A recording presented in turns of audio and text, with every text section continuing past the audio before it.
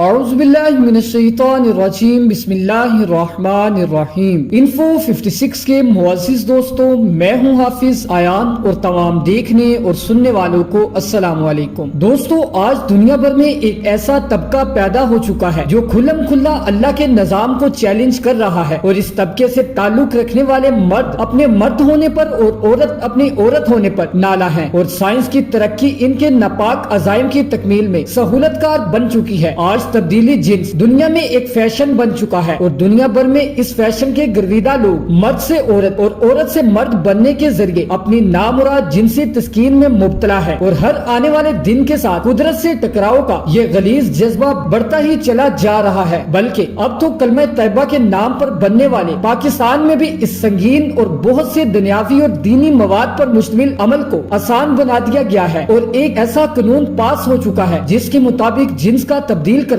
کوئی مسئلہ نہیں رہ گیا، اور اس کے سبب پاکستان میں ہم جنس پرستی کو خاصا فروغ بھی حاصل ہے۔ آج کی اس ویڈیو میں ہم اسی قانون کو موضوع بحث بنائیں گے اور جانیں گے کہ اس قانون کے تحت کیسے لوگوں کو ہم جنس پرست بنایا جائے گا۔ ناظرین، 1973 کے آئین میں واضح ہے کہ یہاں قرآن و سنت سے متصادم کوئی قانون نہیں بنے گا، مگر افسوس کہ پچھلی 7 دہائیوں سے اس پر عمل درآمد نہیں ہو رہا۔ بدقسمتی سے روز اول سے اس ملک کی قانون ساز اسمبلی کی اکثریت مغرب پرستی میں حد سے گزر جاتی ہے، مگر پچھلے 3 برسوں میں یہاں پارلیمنٹ کو بلڈوز کر کے جس طرح کی سخت قانون سازی ہو رہی ہے، اس کی مثال ماضی میں نہیں ملتی۔ ابھی چند روز قبل کی پارلیمنٹ کی مشترکہ اجلاس کی کارروائی دیکھ لیں، جس میں کس انداز میں انتخابی قوانین کی منظوری دی گئی۔ ایسے ہی ٹرانسجینڈر کا قانون بھی پاس کروایا گیا، جس کے مطابق کوئی بھی مرد یا عورت اپنی مرضی کے مطابق نادرہ کے ریکارڈ میں اپنی جنس تبدیل کر سکتا ہے۔ دوستو، یہ بل بظاہر خواجہ سراؤ کے حقوق کے لیے بنایا گیا ہے، لیکن اس کا فائدہ ہم جنس پرست اٹھا رہے ہیں، اور اس قانون کے مطابق اب کوئی بھی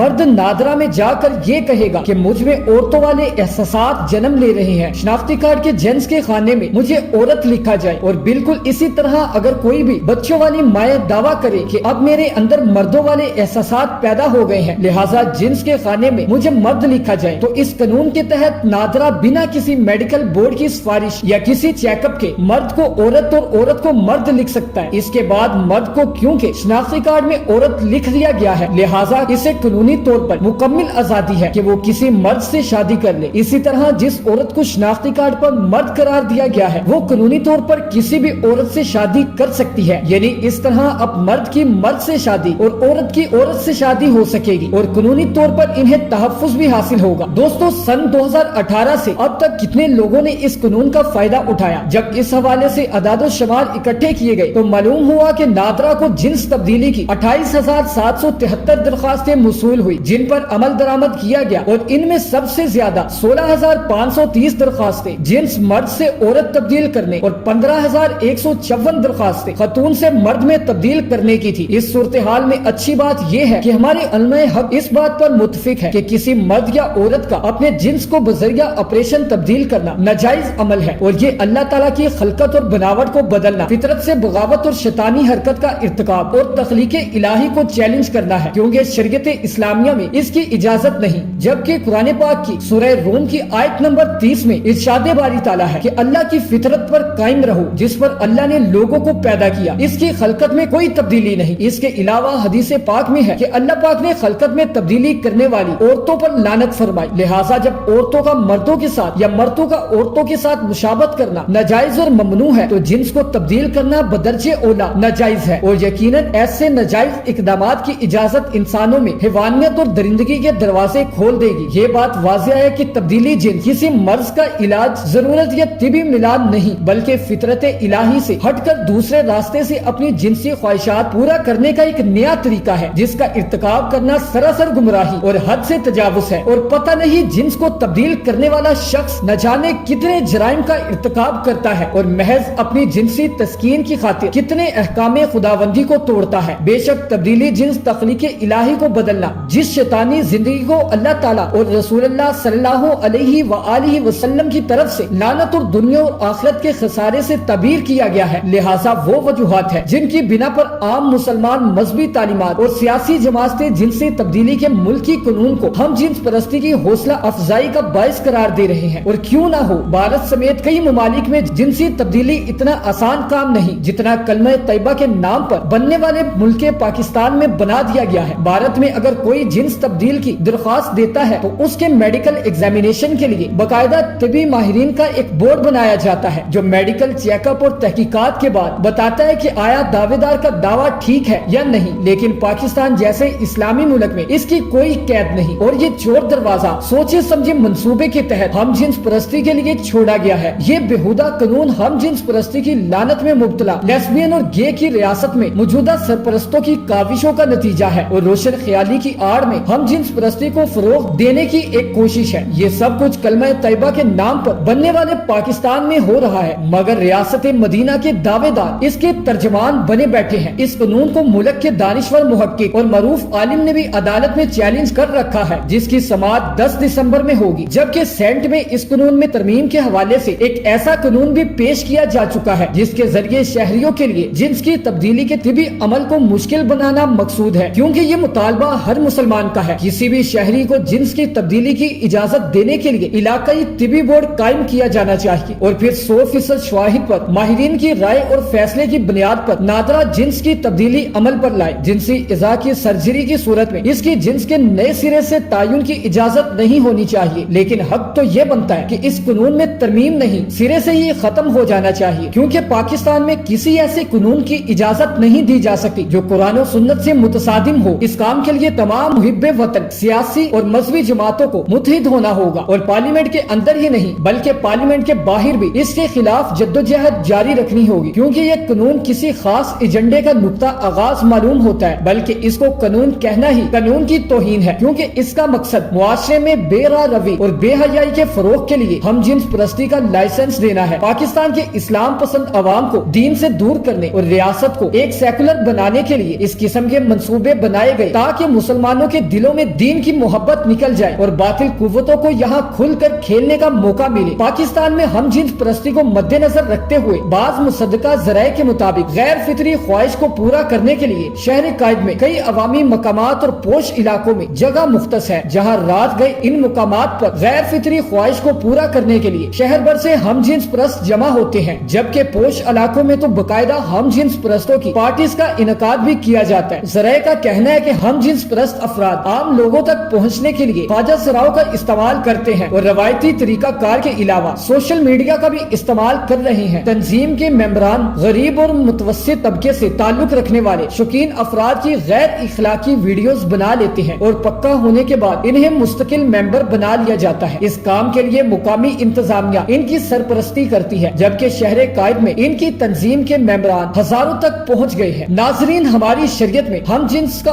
آپس میں نکاح کرنا حرام، قابل سزا اور جرم ہے۔ اس طرح ٹرانسجنڈر ایکٹ نے حلال کو حرام اور حرام کو حلال کر دیا اور یہ کفر ہے۔ ناظرین، آپ حضرت لوط علیہ السلام کے واقعے سے واقف ہوں گے۔ دوستو، جیسا کہ ابلیس نے ایک بوڑھے آدمی کی صورت میں آ کر ان لوگوں سے کہا کہ اگر تم مہمانوں کی آمد سے نجات چاہتے ہو تو زبردستی اس کے ساتھ بدفعلی کرو، اور پہلے خود ایک خوبصورت لڑکے کی شکل میں ظاہر ہوا اور اپنے ساتھ بدفعلی کروائی۔ پھر رفتہ رفتہ یہ لوگ اس قدر اس کے عادی ہو گئے کہ عورتوں کو چھوڑ کر مردوں سے بدفعلی کرنے لگے، اور پھر جب حضرت لوط علیہ السلام نے انہیں رب تعالیٰ کا حکم سناتے ہوئے یہ آیت سنائی، اے میری قوم، تم وہ بے حیائی کرتے ہو جو تم سے پہلے جہاں میں کسی نے نہیں کی، بلکہ تم حد سے گزر گئے ہو۔ اور ایک اور جگہ قرآن پاک میں اللہ تعالیٰ نے ارشاد فرمایا، اور اس قوم کا کچھ جواب نہ تھا مگر یہی کہنا کہ اس کو اپنی بستی سے نکال دو، یہ لوگ تو پاکیزگی چاہتے ہیں۔ دوستو، جب اس قوم کی بدفعلی قابل ہدایت نہ رہی تو اللہ کا عذاب آ گیا، اور فرشتوں نے حضرت لوط علیہ السلام سے فرمایا، اے لوط، گھبراؤ مت، ہم تمہارے پروردگار کے بھیجے ہوئے فرشتے ہیں جو ان کو تباہ کرنے کے لیے آئے ہیں، سو تم اپنے اہل و عیال کو لے کر نکل جاؤ، اور تم میں سے کوئی شدت عذاب کی آواز سن کر مڑ کر بھی نہ دیکھے۔ ہاں، تمہاری بیوی جو قوم سے ملی ہے وہ ان کی فکر میں پیچھے مڑ کر دیکھے گی، بے شک اس کو بھی وہ عذاب پہنچ کر رہے گا جو ان کو پہنچے گا، اور وہ اس کی لپیٹ میں آ جائے گی۔ اب ان ظالموں کی ہلاکت میں دیر نہیں۔ اور پھر اللہ کی طرف سے حضرت جبریل علیہ السلام نے اس بستی کو اٹھا کر الٹا کر پٹخ دیا، پھر ان پر پتھر برسائے، اور حضرت لوط نے اپنے اہل و عیال اور دیگر کو فرمایا، جب عذاب آئے تو کوئی بھی بستی کی طرف نہ دیکھے ورنہ وہ بھی عذاب میں مبتلا ہو جائے گا۔ مگر عذاب کا شور و ہنگامہ ہوا تو آپ کی بیوی نے مڑ کر دیکھا تو وہ بھی عذاب میں مبتلا ہو گئی، اور توریت کے ایک قول کے مطابق نمک کا ایک ستون بن کر رہ گئی۔ اور ان کا یہ فعل اس قدر غلیظ تھا کہ جس پانی نے ان فحش انسانوں کی لاشوں کو ڈانپا اس میں پھر رہتی دنیا تک کوئی جاندار سانس نہ بھر سکا، جو کہ بحر مردار یعنی